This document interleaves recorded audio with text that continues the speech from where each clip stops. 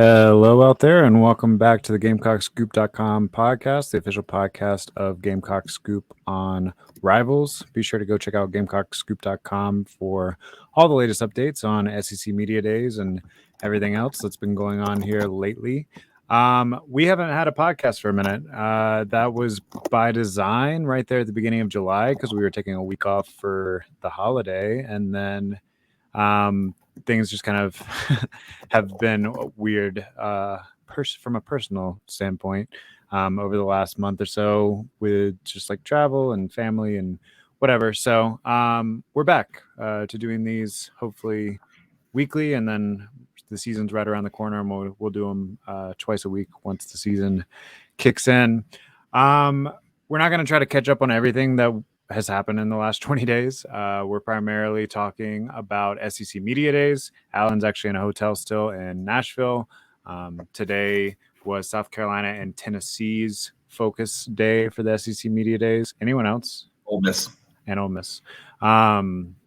So plenty to talk about from that standpoint. I do want to start with a little bit of recruiting news. So if you've been keeping up with the weekly recruiting wrap-ups on GamecockScoop.com, which I encourage you to do if you don't, there's been a little bit of turmoil over the last month. So there are two different recruits that South Carolina led for at one point that they lost out on at the last minute. That is Keelan Adams, wide receiver out of Virginia, who ended up at Virginia Tech, and Malcolm Ziegler, cornerback that ended up at North Carolina. And now you have Jonathan Paylor, who's set to announce his commitment August 5th. And it's down to NC State and South Carolina. And it felt for a very long time like South Carolina was the clear leader there. But that doesn't seem so clear anymore with seemingly Paylor's going to skip the cookout and go to NC State instead next weekend. So not great. A lot of the reason that, as I'm asking around, talking to people about what's really going on, it's not like South Carolina coaches pulled back on any of these guys, or the effort isn't there, the relationships aren't there, whatever. The biggest thing that keeps coming up in all of these situations is NIL, which I know you got a quote from Beamer at Media Days a little bit talking about some of that stuff, but hopefully we'll have a little bit more info. We're trying to reach out to some people at the university to get some specifics about the NIL programs. We know that there are a lot of partnerships there. There are a couple collectives. I'll mention them, even though they are quote unquote owned by competitors, because the collectives are their own thing that are not media based or whatever. And it's a way to give players if that's what you want. So Carolina Rise and Garnet Trust are two of the collectives. And then you have programs like the Gamecock Exchange, which we've utilized a few times to talk to players and do interviews with players and kind of expand their brands a little bit. You have the Park Avenue guys, which are kind of working on management stuff. So there is a pretty robust NIL program at South Carolina, but it seems like in a lot of these recent scenarios, it's been the case of in-state guys getting a little bit of a overpay, I guess, or maybe not an overpay because they're talented people, right? Ziegler and Adams are both very talented. But I guess a bigger chunk or a bigger upfront sort of NIL deal is being thrown forward. I don't want to speculate too much about whether or not South Carolina could match the offer or anything like that, or even like what that program fully is looking like. We've seen some of the deals get announced out loud with some of the major players, right? Like Rattler had the truck dealership deal. I know Nicholas Harbor, I think, has a deal with Beats by Dre. Like some of the bigger names are having no problem sort of making those connections through the system at South Carolina. But I wonder if the incoming high school recruits are being treated a little bit differently. I don't know. Those are some questions that I have that I'm gonna hopefully track down and write a full article on in the next couple of weeks.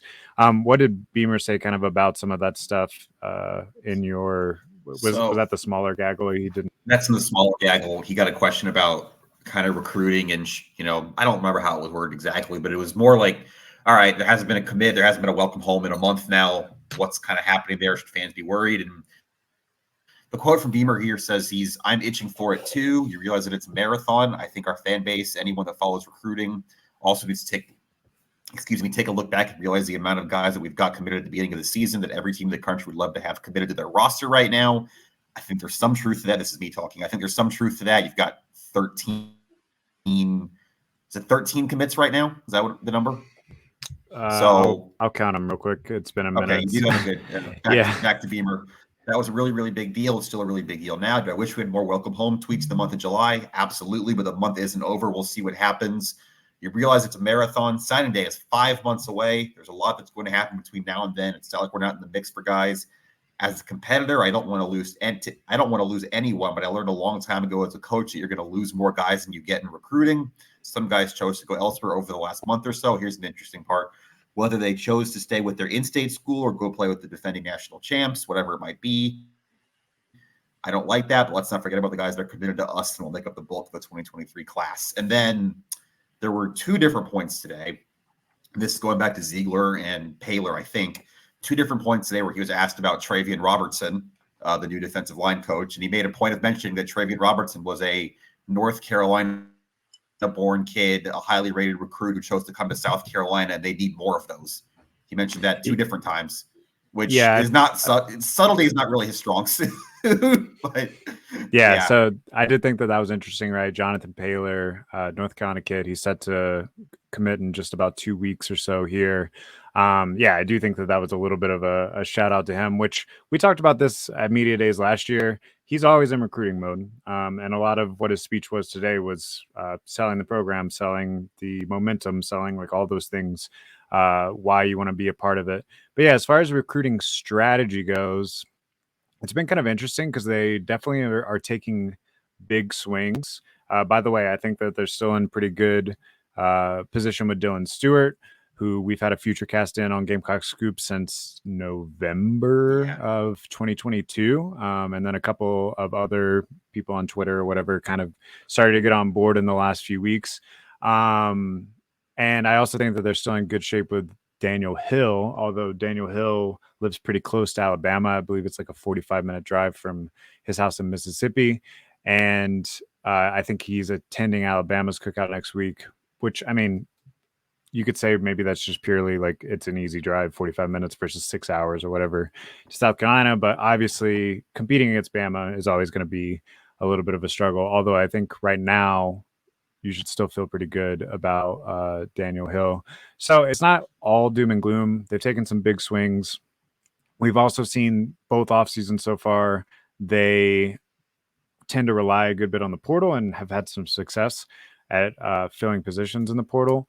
So like it's a strategy that can work, having like a little bit of a smaller recruiting class and then leaving those spaces open for the portal as long as you hit. And we saw at a position like running back this offseason that sometimes if you miss on all of them, then you end up starting a wide receiver at running back.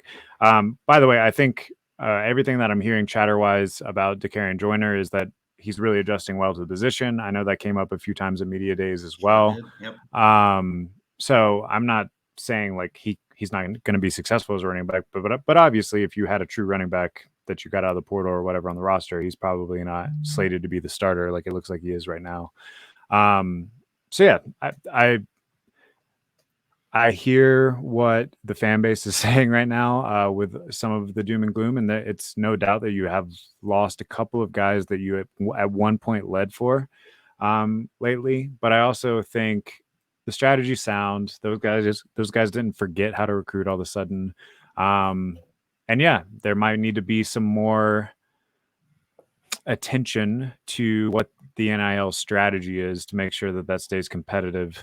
I was trying to figure out just by Googling kind of where South Carolina stands in the pecking order of the SEC as far as their NIL funds go.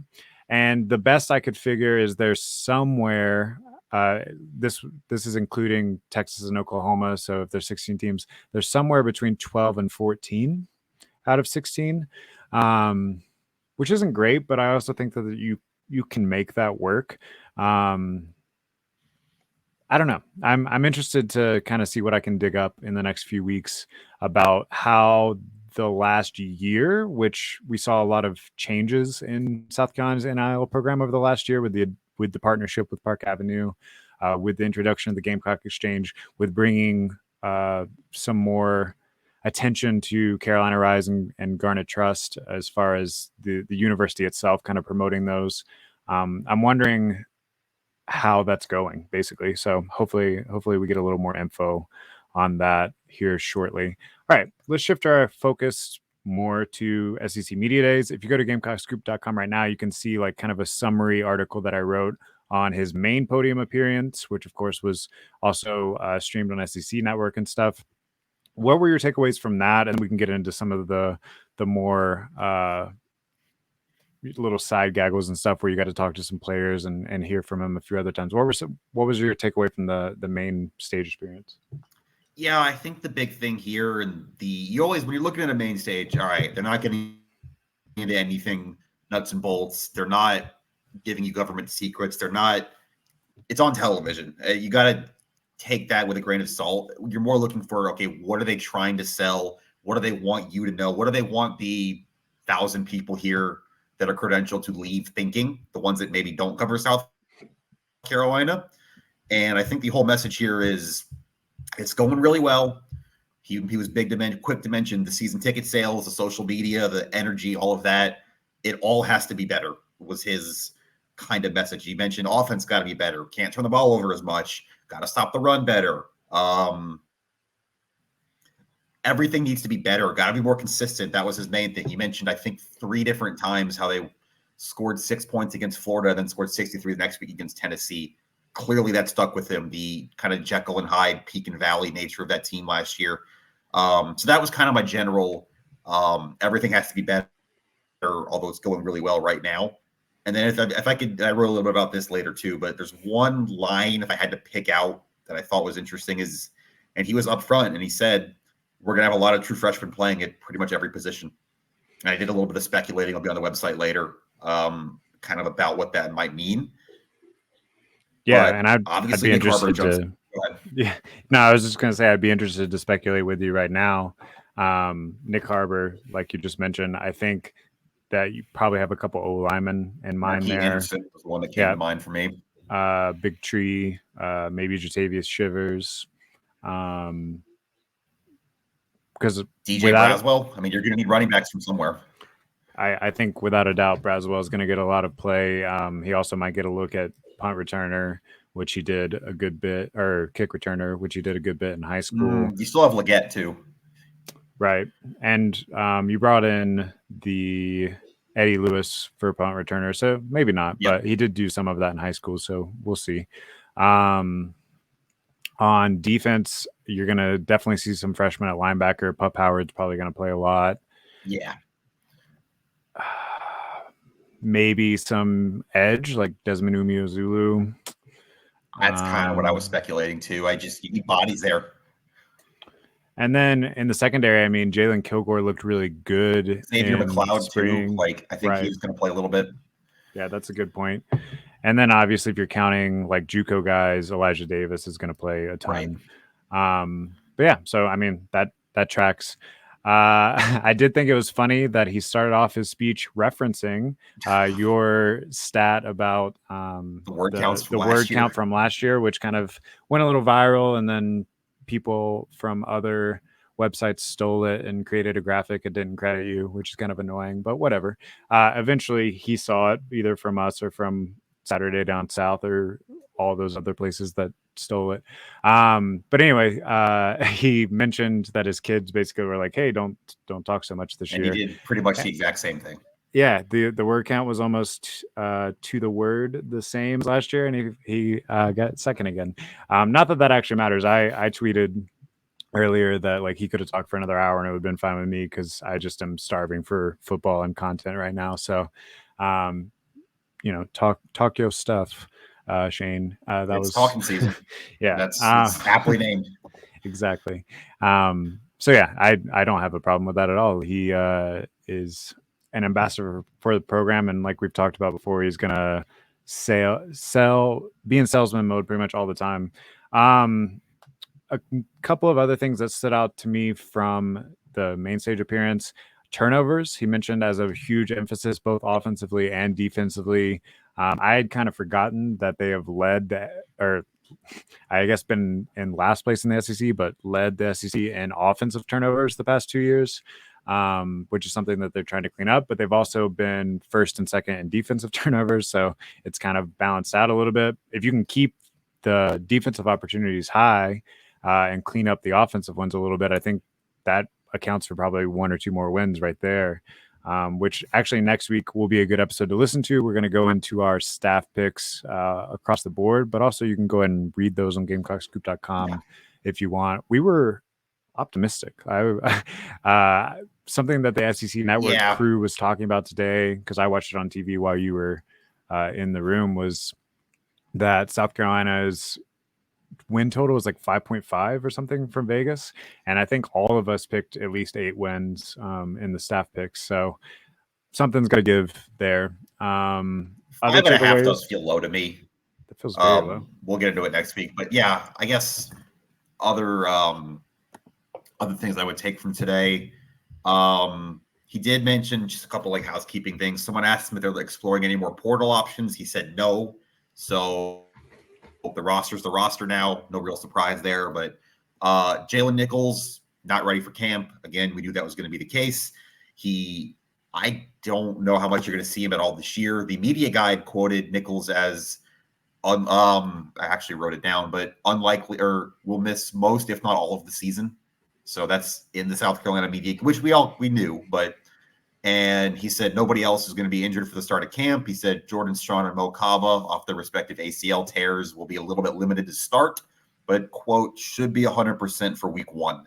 So on the injury front, aside from, your starting left tackle is a devastating blow, but other than the one we already knew about, you're okay on the injury front going into camp? Yeah, and we're expecting probably Ja'Kai Moore to start off the season there. I think it has to be. I wrote some words about this today too that'll be on the site either tonight or tomorrow. Ja'Kai Moore is the only guy on this roster who's played left tackle at South Carolina other than Nichols. Now, you've got options there. Like Tyshawn Wanamaker's played right tackle. Do you want to kick him to left? You might have to if something happens to Moore. Casey Henry's raw, but the staff likes him. He was in games last year. He's only played right tackle. Nick Gargiulo played all 5 spots at Yale, but left tackle was not his main position. Is that an option? I don't know. Do you want him on the interior? Sidney Fugar, he's played right tackle. You've got a whole lot of guys that have played right tackle. I think the challenge for this staff over the next 44 days till North Carolina is figuring out who you feel comfortable putting at left tackle if something happens to Ja'Kai Moore, because I do think that is your starter, but you got to figure out the rest of that depth chart quickly. A couple of the freshmen, Anderson projects as a potential left tackle eventually, but is he ready? It's hard to be a freshman starting at left tackle in SEC for sure. A couple of other just like little notes that I noticed. He said that the team last season had the highest GPA in South Carolina history, like not just his history here, but in the university's history, which I thought was pretty cool. Like you mentioned, ticket sales up 106%. So obviously some enthusiasm there. I thought a couple of things were small but interesting as far as just clarifying notes. He talked a little bit more about his relationship with Dowell Loggins, and it really sounds like that they had been in touch for the last several years after being friends, years and years ago, meeting on coaching staff.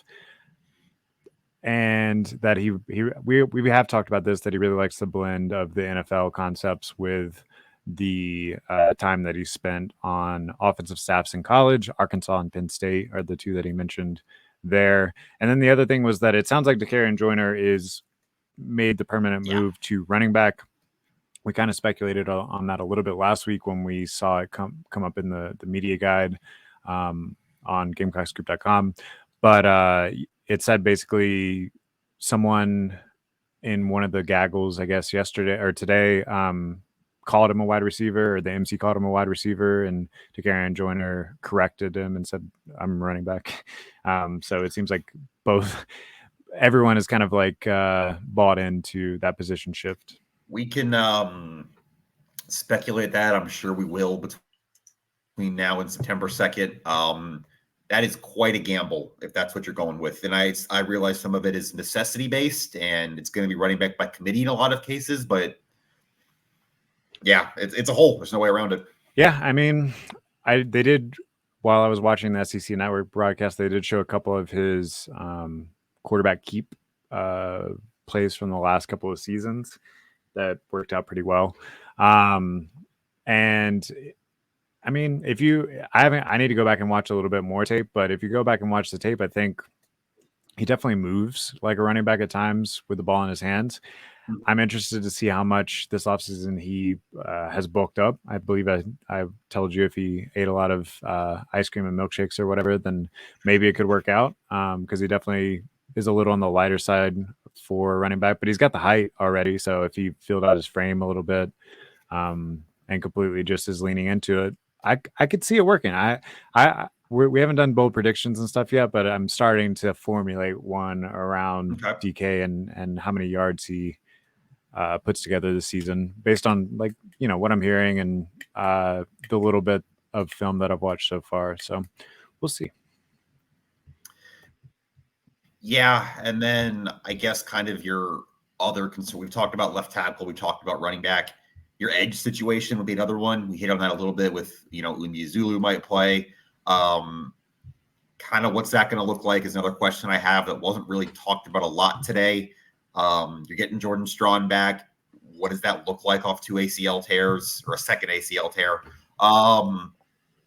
Brian Thomas Jr., you're going to need some things from. I think that's, again, Gear coming in from Syracuse. Yep. These are all questions for camp, but they're, things you're kind of thinking about now, just as we're kind of, like I said, into talking season. And Lenora Sellers, I wanted to hit on that too. He was asked about Sellers and the gaggle.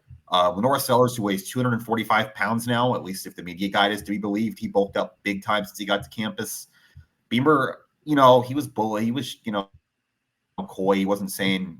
It's kind of a tough question to answer when you have Spencer Rattler here, but he did say Lenore's has a bright future at our place. He showed us in spring practice. He mentioned that he opened a lot of eyes, and that kind of tracks with everything we heard during the spring and what we saw in the spring game. But that's a weird one to kind of think about, just because, again, if there's a scenario where Lenora Sellers is playing quarterback, it means something went wrong. Right. But also that Lenora Sellers clearly has something about him.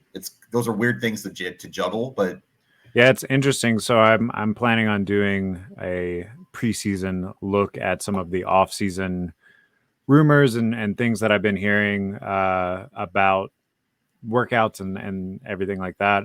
And it's possible that the last two additions to the 2023 class might end up being some of the most impactful. So like you said, Sellers, who probably won't be a huge impact this year, but sounds like diamond in the rough, like we've kind of mentioned him a couple times. And then Elijah Caldwell, wide receiver that got added pretty late. I've heard a lot of really good stuff. Maybe the most developed of the freshman wide receivers thus far. Now, again, maybe don't feel that impact this season because the wide receiver room's so deep. And of course, you have to figure out how to work in your tight ends, your Trey Knoxes, your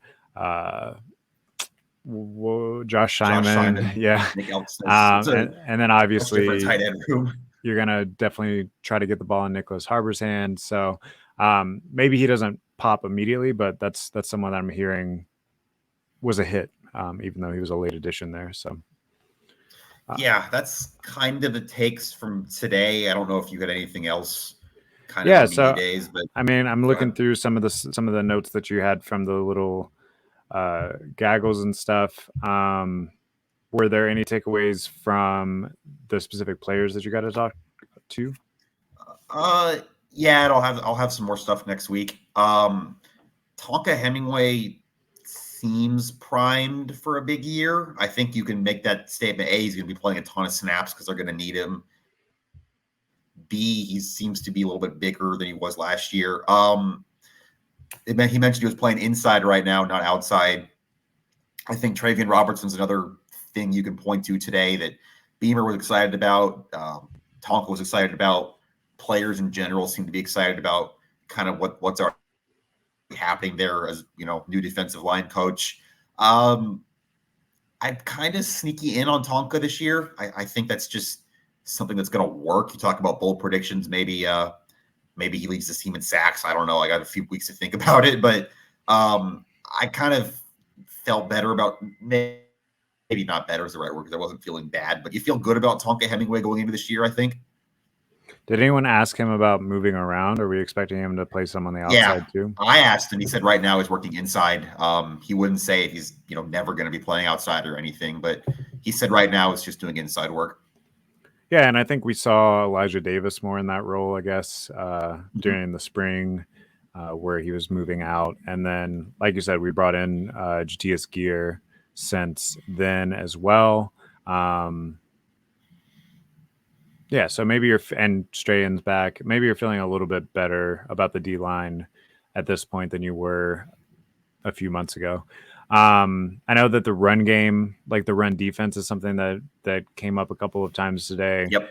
That's definitely going to be a point of emphasis. But honestly, something that I think, for some reason, I'm feeling optimistic that that's going to be better than it was last year.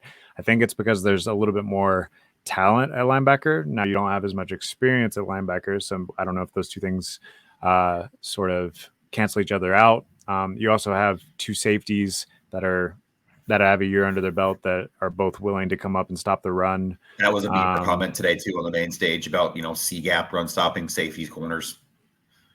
Right. So I actually am feeling sort of optimistic about that, but they get tested pretty much immediately defensively, although maybe a little bit more through the air in week 1 against North Carolina. I watched a little bit of the SEC Network broadcast and like some of the things that they were saying about South Carolina. They mentioned the over-under at 5.5. They weren't super bullish about it, that being too low, although a couple of them, kind of acknowledged that Shane Beamer and the way that they run special teams, the way that they kind of take chances on 4th down, the way that they are good for a trick play or two in an opportune time, whatever, so far has earned a couple of extra wins. And so they think that maybe the 5.5 is underestimating that element. And then, I mean, we both just went through the schedule whenever we did the staff picks. It's not as scary looking to me as it was when we looked in the spring, and I don't know why. But I think the rub is, how do you start? Can you? That's kind of everybody I've talked to this week, just other media members, people. It's kind of that start, right? I mean, that's a big. I mean, we can't say it enough. We're going to say it enough in the next 6 weeks. That is a huge week 1 game, just in terms of being a coin flip and kind of what that can do for you or do against you. You got to go to Georgia. You got to go to Tennessee. You got a Mississippi State team that I am not remarkably high on, but I still think is dangerous and can pose some problems for you in week 4. You have the bye week in week 6. And I think, honestly, if you're asking questions about this season, it's what's the record of the bye week? Because I think most reasonable people would say you're going to beat Furman and lose to Georgia. And then it comes down to, you've got 3 games at North Carolina, neutral site, Mississippi State at home, Tennessee on the road. So you got a neutral, a home, a road, 3 games, 3 different situations, reasonably toss-up-y, I think, to some degree or another. 2-1, 1-2, 3-0, 0-3. I think that might be your season, those 3 toss-ups. And I think the reason that each of us, and we'll go game by game next week when we talk about it, but I think the reason each of us ended up at 8 or more wins is because we had them going 2-1 out of those games that you're mentioning. I think that's what it's going to have to be. But it very easily could go off the rails if you lose to both North Carolina and Mississippi State. I mean, you still could battle back to a 6-6 season at that point or whatever, but all of your upside is gone if you lose those 2 games, I think. Yeah, for sure. I kind of think everyone's talking about this ending they have, this 4-game homestand they're going to have November with this Jacksonville State, Vanderbilt, Kentucky, Clemson. People feeling good about that, but if you go into September 3-5, I mean, your upside, like I said, your upside's gone. At that point, you're just fighting to make a bowl game. You're gonna have to beat one of Kentucky or Clemson to make that happen. I think this comes down to September, which is a scary proposition, but maybe not as scary as it would have been last year when you were breaking a new quarterback and everything like that. Yeah, and for those of you that are curious, on GamecockScoop.com, I've already done the first 4 weeks of the season previews, looking at what teams have coming back, how they match up with South Carolina, etc. I did pick them so far to beat North Carolina and Mississippi State, but they're both very tight games. And so I was actually, I did Mississippi State most recently, and I was pretty struck by how much they have returning, which is quite a lot on both sides of the ball, including their quarterback that was very good last year. Now, was he good because of Mike Leach's system? Is that going to be different? Now, granted, their defense was very good last year too, and now their defensive coordinator is their head coach. So I think they're one of the hardest. Mississippi State's one of the hardest to project their whole schedule, really. And then, how they're going to match up against South Carolina. But I think the key really to the season is Spencer Rattler the guy we saw the last 3 weeks of? Got a question in there about that today. Not at media days. I wrote a thing like biggest questions coming out of media days, and one of them is Rattler. That's the And that was a lot of what the SEC broadcasts kind of focused on too. If he is that guy, I think sky's the limit. Outside of maybe Georgia, you should be able to compete with any team on the schedule. If he's as inconsistent as he was last year, then I think you're middle of the pack once again. So that'll be the question. It's consistency was another big word from everybody really today. I think I heard that even Kai Kroger, I think someone asked him, kind of tongue in cheek, but also kind of serious, like, what can you improve on? And he said, I need to work on my drop time. If it drops off by a second, it can mess up a punt. You can shank it. I've been working on timing, trying to get hang to like, everything has to be more consistent. Everything has to be better. Again, kind of tying it full circle tone from everybody today. I don't want to use the word urgency because I think everybody has urgency. It's college football. It's the SEC. Like, I think you're always kind of in the pressure cooker, but I think there is a real sense of we need to take advantage of the momentum, kind of strike while the iron's hot kind of thing. Like, you got Rattler back, you got Wells back, you got all this momentum. You won 8 games last year. You're tracking for another really strong recruiting class. Like, the time is now to make something happen. Yeah, I mean, really, in a lot of ways, and I think I personally feel much better about the Beamer era thus far than I did about the Muschamp era thus far, probably because you had Muschamp's history at Florida to kind of always keep that doubt creeping in your mind, whereas this is Beamer's first head coaching job. But there's a lot of similarities heading into year 3 for both of those tenures as far as where the momentum feels like it's at and whether or not you can seize it. Obviously, year 3 of the Muschamp tenure did not seize it. I believe they opened that season with a loss to North Carolina, if I'm not mistaken. In Charlotte. So we'll see if Beamer is able to seize that momentum, because you're right. There's plenty of positive plenty of things going in the positive direction, but if you don't take advantage of it this really year, quick. then exactly. Especially with the schedule, it can go. We could be sitting here before September's out, and they're 1-3, 1-4, 2-3. Like, it goes quick in the SEC, and especially when you have a front-loaded schedule. Yeah. Well, I am definitely stoked to get started and see how it's all going to play out. And this was the official kickoff sort of SEC media days. Always makes me feel like, right, football season's here. Before the media picks come out, which I think they'll probably come out any time tomorrow. Now. It's tomorrow. I thought it was this afternoon for some reason. The ballot deadline is 5:00 Nashville time today, which it's 3:49 here now. And then they tally it all up tonight and they release it tomorrow morning. Let's hear your predictions. Who's give me a rundown of the East.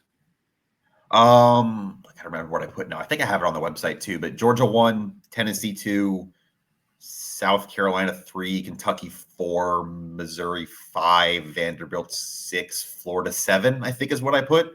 Wow, Florida last. I am very capital B bad for Florida. I didn't think they were that good last year. You lose Anthony Richardson. I'm not a big believer in that defense either.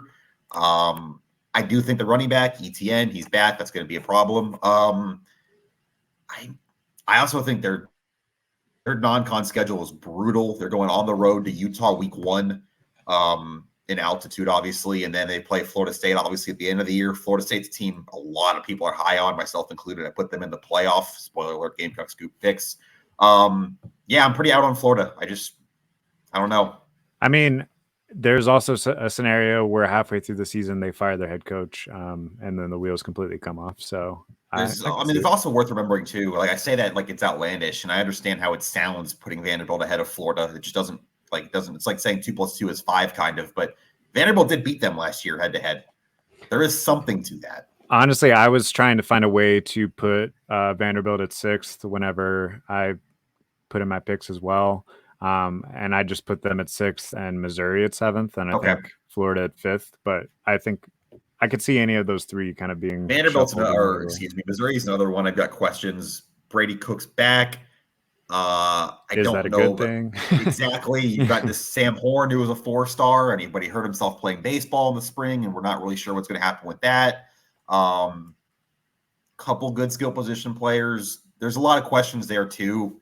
But South Carolina is yet to beat Missouri under Shane Beamer. So that's another we're talking about. Just again, we're going to do it next week. But breaks, points in the schedule, that back-to-back 2 road trip, Mizzou A&M. Yeah, I kind of think you go 1-1 there, just because it's hard to win on the road 2 weeks in a row, and I think they're talented enough to win one of those games. I think I had them winning Mizzou and losing A&M. I think, but it's hard to win both those games. And if you're a South Carolina fan and you offer them, okay, you're going to win 1, lose 1, I think you take the Mizzou win, right? Just to like stop dealing with Eli Drinkwitz beating you every year. Yeah, I think that's.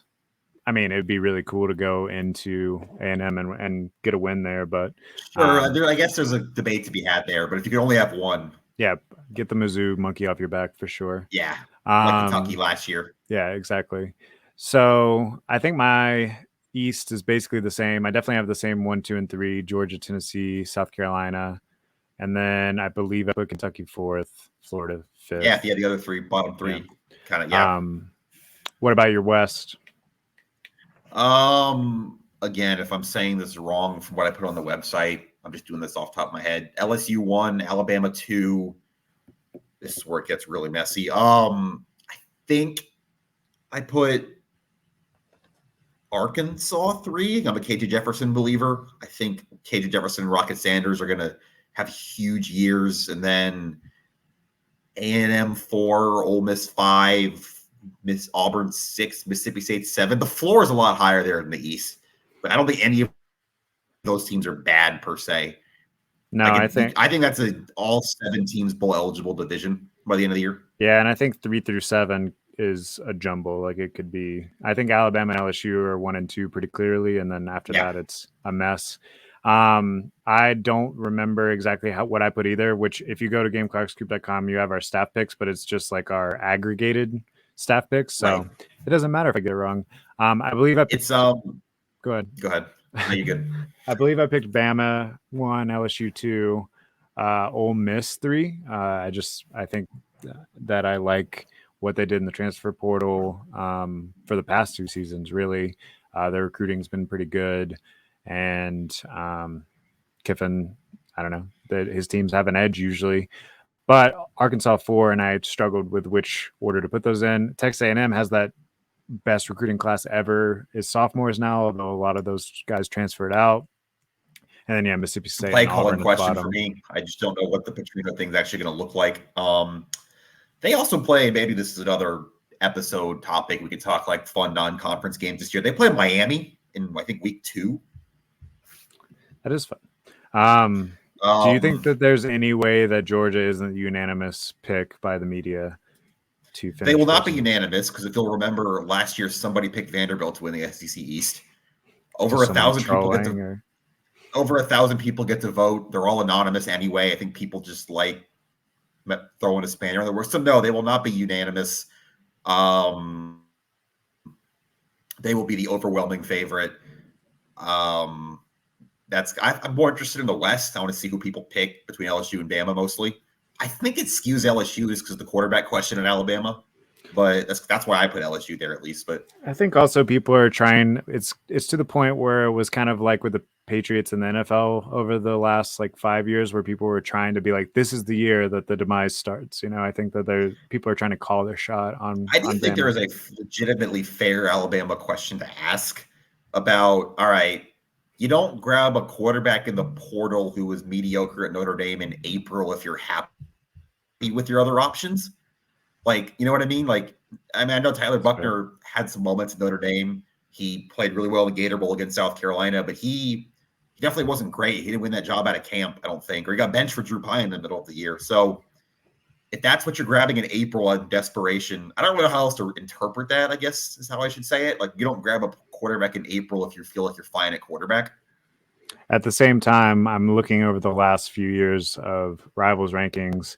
The class of 2021, Bama was number 1 overall class. Yeah. Oh, they're still loaded. Like, that's class of 2022, Bama was the number 2 overall class. And yep, I mean, they went 10-2 last year in the regular season with Bryce Young.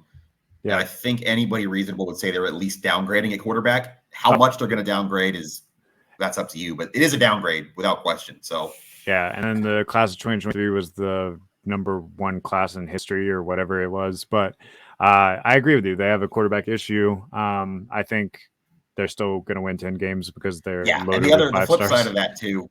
The flip side of that is those 2 games they lost last year, LSU, Tennessee. They get both those games at home this year. They were both on the road last year.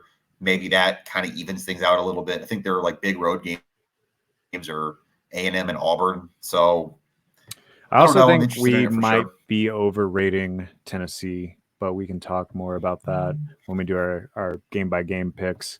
But I think us as like the media in general might be overrating Tennessee. I don't know if Joe Milton is as good as Hendon Hooker was. I don't think he is. I know he played well in the bowl game, and that was the last time we saw him or whatever. But I think there is and maybe I buy into it too, a general respect's not the right word, but thought or belief that Josh Heupel's a good enough offensive mind that he can figure it out. Like even that first year at Tennessee, where they were not a great football team by any means, they still scored points.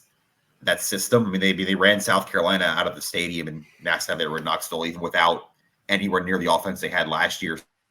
So I think the belief is more Heupel based than Milton based. That he's just going to be able to scheme his way into stuff. But it's a fair question to ask. And I'm sure we can get into it next week. Yeah, I mean, I have no doubt that they're going to be pretty good. I just don't know that they're like the consensus number 2 that we're putting them as. But I think they're the default number 2 because they have less questions than South Carolina. But losing the OC too, which that applies to everybody in South Carolina's schedule in September except Furman, I believe, new OC on both sides. Right. But their OC took the South Florida job, and they promoted. I believe they promoted from within. They made their QB's coach the OC. Which is Heupel just the de facto OC at this point, probably. He's pretty much, yeah. Anyway, we will talk more about our specific game by game picks next week. We'll have some more recruiting updates. We'll start to put together that list for who's going to be at the cookout next weekend, which is the big recruiting event to end the summer. And yeah, whatever else happens in the next week. In the meantime, check out GamecockScoop.com. We'll have tons more content coming out of SEC Media Days. There's article posted right now. There'll be something else tonight and tomorrow morning and all next week. And I'm going to keep doing game by game previews all the way up until the season begins. Until next time, this has been the GamecockScoop.com podcast. We'll see you.